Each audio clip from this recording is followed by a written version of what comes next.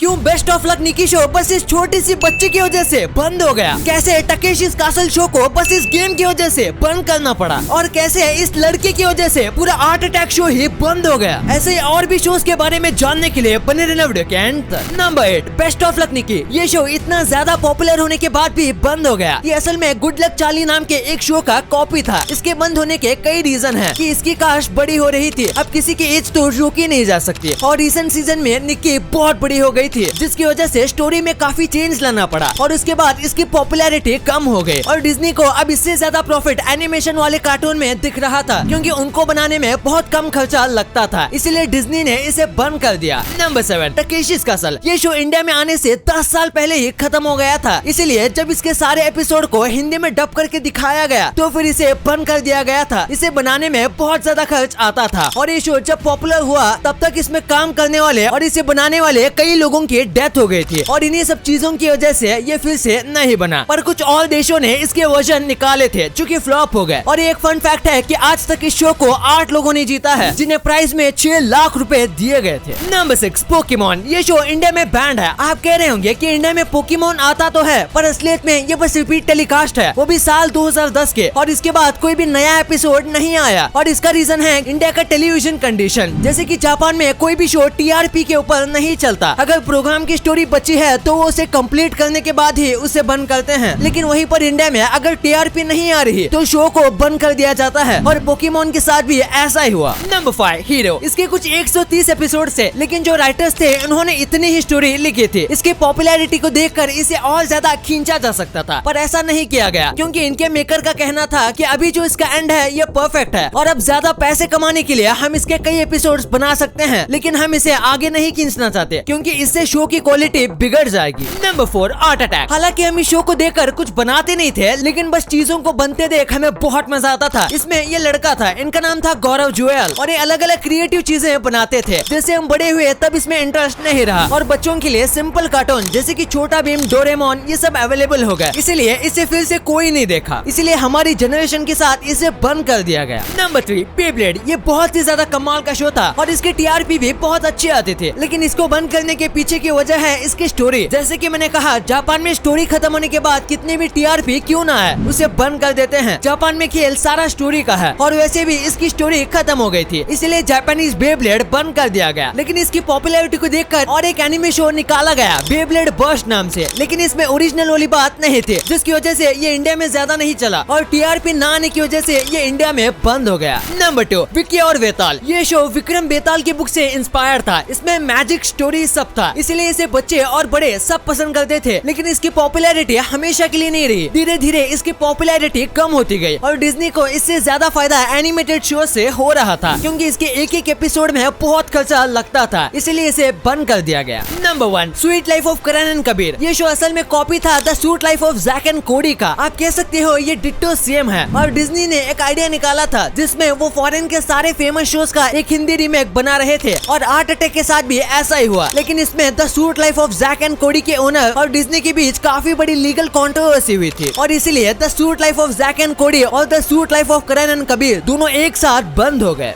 Video खत्म होने से पहले आपको पता होगा कि इंडिया में ओमिक्रॉन धीरे धीरे कैसे बढ़ रहा है, तो इसीलिए आपका और अपने अपनों का बहुत ख्याल रखिएगा, और कोविड के सभी प्रिकॉशंस को फॉलो करना। अगर आपको वीडियो पसंद आए तो इस वीडियो को लाइक कर देना, और ऐसे ही इंटरेस्टिंग वीडियोस आगे भी देखने के लिए हमारे चैनल को सब्सक्राइब करना, और इस वीडियो को अपने दोस्तों के साथ शेयर भी करना। And thanks for watching.